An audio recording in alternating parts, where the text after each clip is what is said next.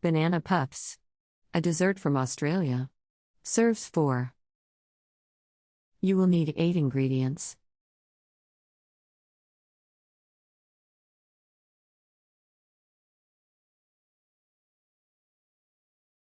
Step 1. Mash bananas with 100 grams of castor sugar and lemon juice, add flour and mix to a thick paste.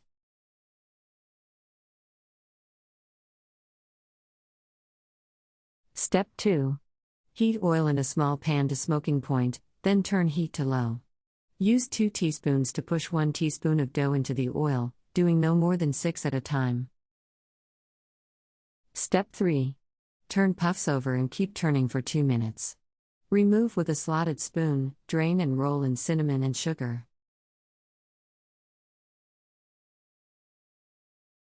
Step 4. Serve with jam.